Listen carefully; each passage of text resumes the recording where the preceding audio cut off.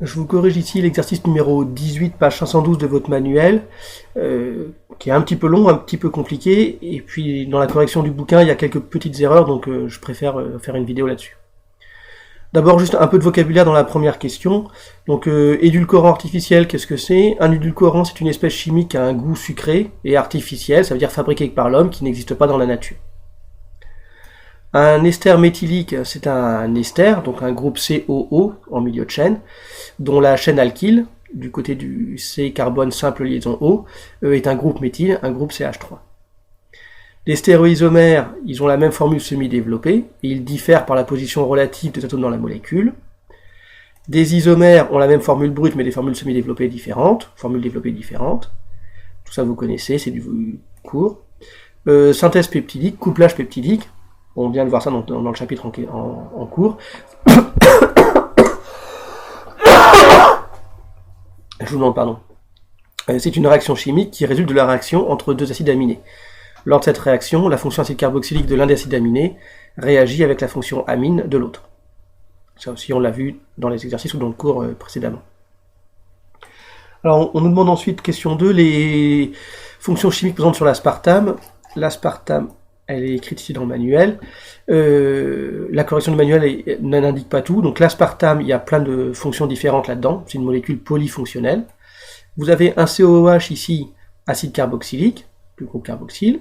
Le groupe amino ici de la fonction amine. Ici le C double liaison ON, ça c'est une fonction amide, le groupe amide, fonction amide. Et le CO2 qu'on voit ici la CH3, ça c'est du C double liaison O CH3, c'est une fonction ester. Donc on a ester, amide, amine, acide carboxylique. Voilà toutes les fonctions qu'on trouve sur l'aspartame. Votre manuel en oublié. Toute la série de questions 3. Alors, question 3A. Trouver quelle est la fonction de l'acide carboxylique de l'acide aspartique qui doit réagir lors de la synthèse. L'acide aspartique, on en a en représentation ici. Donc, il y a une fonction NH2. Et puis, il y a une fonction à droite, la COOH. Et à gauche de la molécule, il y a aussi une fonction COOH. Donc, il y a effectivement deux fonctions acide carboxylique, laquelle réagit. Sachant que l'acide aspartique va réagir avec cette molécule-là pour former l'aspartame.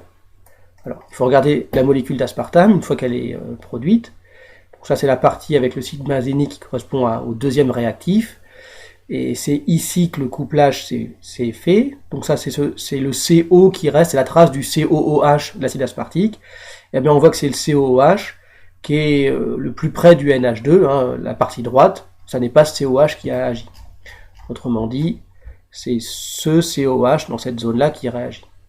Donc voilà le COH qui a réagi d'acide aspartique, pour former spécifiquement l'aspartame.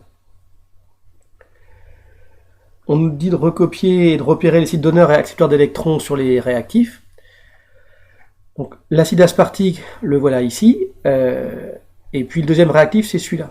Alors là encore, il y a une petite erreur dans la correction du manuel.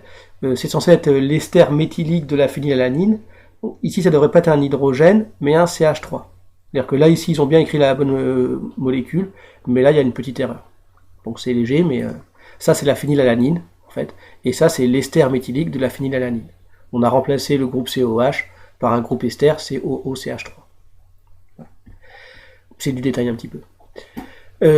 Donc les groupes donneurs et accepteurs, ce sont deux molécules qui sont remplies de liaisons polarisées, où on a à chaque fois un atome plus électronégatif qu'un autre qui intervient dans les liaisons. Donc vous le savez maintenant, je pense, les atomes fortement électronégatifs, il y a oxygène et azote. Donc là-dedans, tous les oxygènes ou les azotes ont des charges delta-, parce qu'ils sont plus électronégatifs que leurs homologues, enfin leurs voisins au niveau de la liaison, et donc ils attirent plus les électrons vers eux. Et tous les atomes qui sont liés à ces atomes électronégatifs sont un peu delta+. Exemple hydrogène, exemple ce carbone-là, ce carbone ici à cause de la liaison CN qui est polarisée, etc., etc. Et puis pareil sur le deuxième réactif, même principe. Donc on a beaucoup de sites donneurs potentiels, beaucoup de sites accepteurs potentiels. Quand la réaction va se passer, quel donneur va attaquer quel accepteur? Ça, c'est une question qu'on peut se poser. Et on le sait en fait parce qu'on connaît le produit formé, encore une fois, c'est l'aspartame qui va se former, donc on peut savoir qui a attaqué qui, quel est le donneur qui a donné cet électron à quel accepteur. C'est l'objet d'ailleurs de la question C, expliquer la formation de la liaison carbone-azote qui a permis de former l'aspartame. Donc on écrit les deux réactifs côte à côte, et parmi tous ces donneurs et accepteurs, pour faire la liaison CN, on parle de cette liaison-là, cette liaison carbone-azote. Elle s'est faite entre l'azote de l'ester méthylhydrophénylalanine et le carbone du COH à droite de l'acide aspartique. Donc les flèches courbes partent toujours du donneur vers l'accepteur, et on part du doublé non-liant. La petite flèche bleue qui est marquée ici, vous ne pouvez pas l'inventer à votre niveau. Bon, peut-être qu'avec les exercices précédents, vous finissez par avoir compris ce truc-là, mais vous ne pouvez pas l'écrire réellement tout seul si on ne vous donne pas le produit. J'explique quand même. Alors d'abord, en plus, il y a une petite erreur. Cette flèche, elle devrait partir d'un des doublés de la double liaison, pas d'atome de carbone. C'est un des doublés de la double liaison carbone-oxygène qui vient se mettre sur l'oxygène. Et on aura l'ion au moins. Il y aura 3 doublés non liants et une liaison simple carbone-oxygène.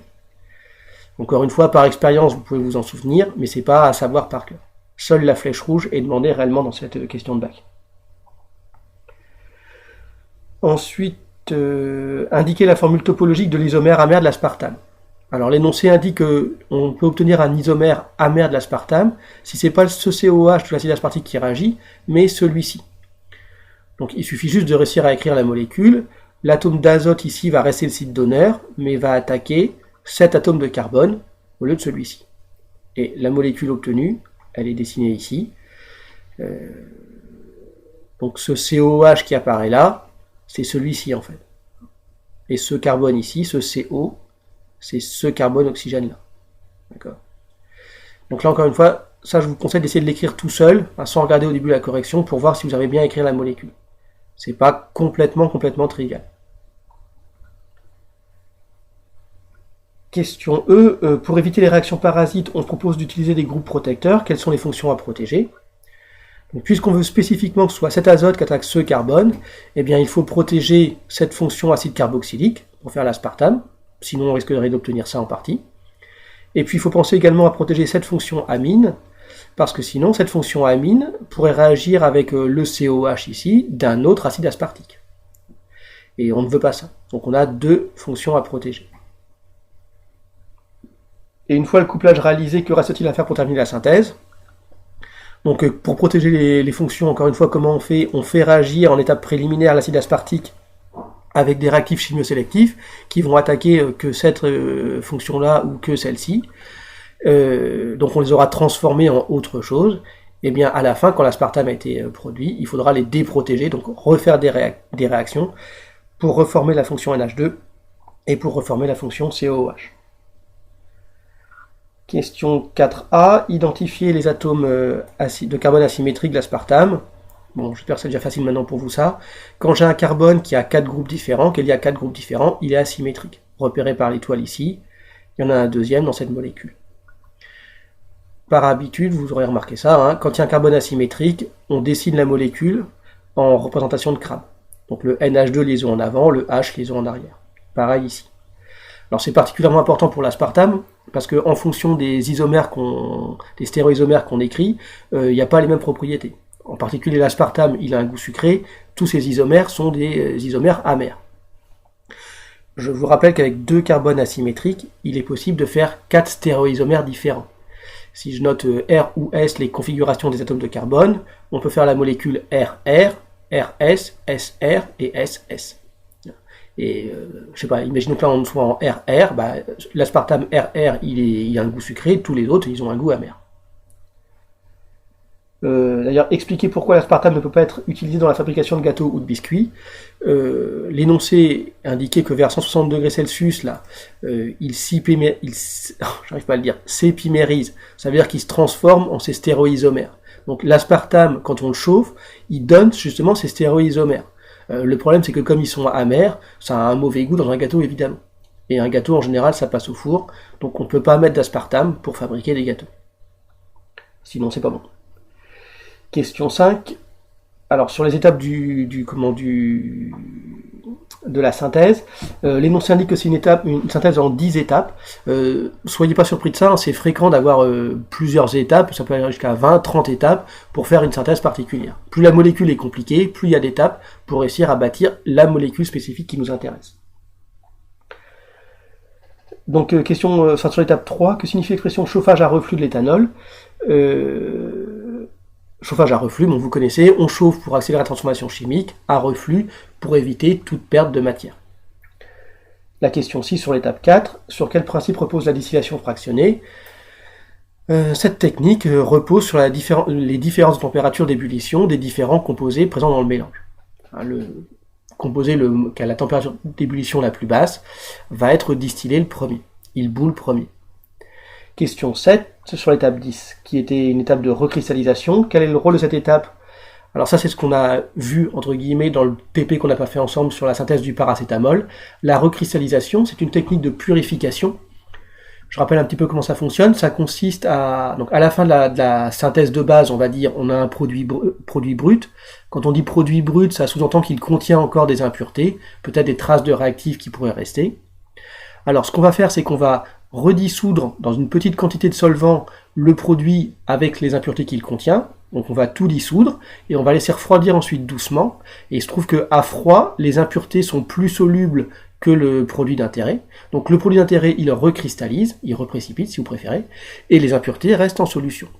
Ensuite, une filtration sur Buchner permet d'éliminer ces impuretés qui sont restées en solution et on conserve le solide, cette fois-ci qui est pur. Dernière question dans cet exercice, proposer au moins 3 méthodes permettant de caractériser le produit obtenu. En fin d'année, on connaît pas mal de techniques d'analyse. Donc on peut par exemple caractériser le produit par une chromatographie sur couche mince, par mesure de son point de fusion, ça avec le Banco-Fleur, encore une fois TP qu'on n'a pas fait ensemble mais que vous avez dû un peu étudier quand même, ou bien par spectroscopie, on peut faire de la RMN, résonance magnétique nucléaire, ou par infrarouge, technique que vous connaissez bien j'espère maintenant. Voilà pour cet exercice.